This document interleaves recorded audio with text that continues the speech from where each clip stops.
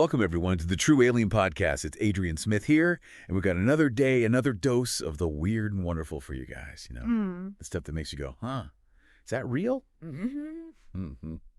That's what we're all about here, diving deep into those stories about aliens, abductions, Bigfoot, you name it, and figuring out where the line blurs between fact and fiction. And, of course, I'm not alone on this journey. We've got our resident expert, Julia Jones, with us. Hi, everyone. Julia Jones here, ready to probe the paranormal with you all. Someone has to sift through these wild tales and try to separate the genuinely strange from the just plain made up. It's a tough job, but someone's got to do it. And you do it so well. So for today's Paranormal Probe, we're looking at a story that really caught our eye. It's from a piece we found called Pasted Text. Okay. And the story itself is titled Mic Drop Mayhem. Sounds intriguing already. What do we got? Now, this one's a bit different. We often cover close encounters and unexplained phenomena. Right. But this involves a teenager, conspiracy theories, and a whole lot of espionage. A teenager? Yeah, you heard that right. Espionage. That's a new one. It is, and it really highlights Right. how strange, sometimes even stranger, than fiction reality can be. I'm all ears. So the story centers around this kid, Xavier the X-Man Martinez. The X-Man. Yep. He fancies himself quite the internet personality. I see. He's got this lo-fi podcast. Probably reach you about 3 listeners. Yeah. He's lucky. And he's all about those out there theories. Yeah. The kind that make you raise an eyebrow. But here's the kicker. Somehow, through a series of events that we'll get into, he ends up intercepting classified spy communications. Wait, what? It's like something out of a movie. You're not kidding? Nope, completely serious. So we've got a conspiracy theorist teenager accidentally stumbling onto real-life spies. Exactly. And what's even more surprising is that these government agents, they actually end up recruiting him. Recruiting him? Yep. They find his, shall we say, unique way of thinking surprisingly useful. This is wild. It is. Okay, so let's break this down. Who is this Xavier, and what's his podcast all about? So imagine a dimly lit bedroom, clothes strewn everywhere. Classic teenager. That's Xavier's podcast studio. Truth and other inconvenient theories. Catchy. He's passionate, like really passionate about these conspiracies. At that age, everything feels like a huge conspiracy, doesn't it? Totally. He's convinced he's uncovered truths that the rest of us are just too sheepish to see. Yep. Okay, so starting to get a picture of this kid. Now, his audience, as I mentioned, is pretty much non-existent. Probably his cat, Chomsky, who I'm convinced is more interested in the sound of the microphone than the actual content. That's cats for you. Maybe a couple of classmates who accidentally clicked the wrong link, So, small-time operation, but big ideas. Huge ideas. Like what? Give us some examples of these inconvenient theories. Oh, he covers it all. Alien autocrats controlling world leaders. Of course. The sinister truth behind breakfast cereals. Oh, wait, what? You heard me right. Breakfast cereals. I'm intrigued. He's convinced there's some sort of subliminal messaging going on there. Only he can decipher, I'm sure. Exactly. So, one day, in the midst of all this theoretical ranting, something out of the ordinary happens. This is where things get interesting. He's recording an episode, probably about how alien overlords are using sugary cereal to control our minds. Sounds like a typical Tuesday for him. Pretty much. And suddenly, his microphone starts picking up this weird signal. Weird how? It wasn't the usual static or feedback. It was voices, hushed voices, talking in code. Code. Yeah, like rendezvous compromised.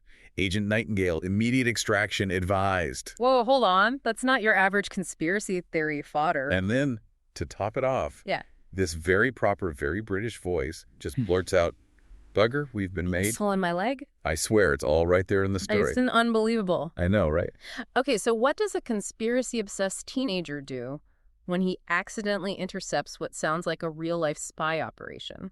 Well, if you're Xavier the X-Man Martinez, you see dollar signs and internet fame flashing before your eyes. No way. Oh, yeah. He records the whole thing, slaps on some dramatic music. The kind they use in those cheesy documentaries. Exactly. And uploads it to his podcast as a breaking news exclusive. This kid's got guts. He's got something, that's for sure. So he's expecting to wake up to millions of new subscribers, all hailing him as some sort of internet hero. You'd think so, wouldn't you? But instead, he gets a knock on his door. Uh-oh. And standing there are 2 figures in ridiculously well-tailored suits. Not the internet thing he was hoping for. Not quite. So who are these sharply dressed individuals? Meet Beatrice and Reginald, government agents extraordinaire. I bet they weren't too happy about Xavier's little podcast episode. You could say that again. I mean, he just blew the cover of their entire operation, right? Potentially, yeah. And probably caused an international incident or two in the process. Wouldn't be surprising. So they just show up at his doorstep, ready to give him a stern talking to, I imagine. Oh, they definitely gave him a talking to. Beatrice, she's got this steely gaze, I can picture it. She's trying to wrap her head around the fact that this teenager, with his wacky theories, has just stumbled onto something so sensitive. Must have been quite the awkward silence. Oh, absolutely. And then she delivers this line, completely deadpan. What did she say? For a moment there, I thought you might be some sort of criminal mastermind, using this utterly unremarkable teenage conspiracy nut persona as a cover. That's hilarious. It is, right. Oh. And Xavier, being Xavier, he just bursts out laughing. I can't imagine him taking it seriously. He didn't, not at first. And then he asks, can I at least tell Chomsky I'm joining the Illuminati? Typical teenager, always thinking about the clout. Exactly. So wait, instead of facing, serious consequences, they decide to recruit him. That's right. Why on earth would they do that? You see, that's the brilliant part of this story. It turns out that Xavier's way of thinking, his ability to connect seemingly random dots and come up with these wild theories, is actually pretty useful in the world of espionage. You're kidding, right? Not at all. Give me an example. Okay, so remember his whole theory about mind control raccoons? Vaguely refresh my memory. He was convinced that these raccoons were being used to transmit coded messages through their seemingly random movements in the park. Oh, yeah, I remember that. Turns out that wasn't too far off from a method a rogue operative was actually using. Seriously? Yeah, they were using low-tech methods like that to pass information. I guess sometimes reality is stranger than fiction. And then there was his fascination with alien autocrats. He had this whole breakdown of their psychology, their motivations, their weaknesses. And guess what? What? It helped them understand the mindset of this really eccentric and power-hungry foreign ambassador they were dealing with. This is amazing. It really is. Okay, so they bring Xavier on board. What's his first mission with these seasoned agents? His first mission involves the recovery of something called the croissantinator. The what? The croissantinator. You can't be serious. I am completely serious. This is too much. It gets better. Okay, I'm listening. So this device, it's supposed to be able to create sentient croissants. Sentient croissants. Yep, croissants that can think, feel, and potentially wreak havoc. That sounds like something Xavier would come up with on his podcast. Right. And the agents, they're obviously concerned about what could happen if this thing falls into the wrong hands. I can't even imagine a world ruled by sentient croissants. It's a scary thought, isn't it? So they send Xavier in, armed with a questionable energy drink. Of course. And his vast knowledge of B-movie spy tropes. This is going to be good. He somehow manages to infiltrate the villain's lair. But in typical Xavier fashion, he trips over something and sets off every alarm in the building. So much for stealth. Yeah, not his strong suit. So what happens next? Chaos. Utter chaos. He's running through the building, trying to avoid the bad guys, tripping over furniture, knocking things over. Not exactly James Bond, is he? Not even close. Yeah. But here's the best part. He starts using the croissants as weapons. Croissant as weapons? Yep, he's flinging them at the villains. I'm dying to know how the villains reacted to that. I know, right? You can just picture their confused faces as these buttery projectiles come flying at them. It's pure gold. But did he actually manage to get the croissantinator? He did. And how did he do that? Remember that energy drink I mentioned? The questionable one. The one and only. In a moment of pure accidental genius, he spills it on the croissantinator, causing it to short circuit and basically implode. Wait, so he saved the day with a sticky energy drink? Yep, it was a sight to behold. All these crumbs and wires and sticky blue liquid everywhere.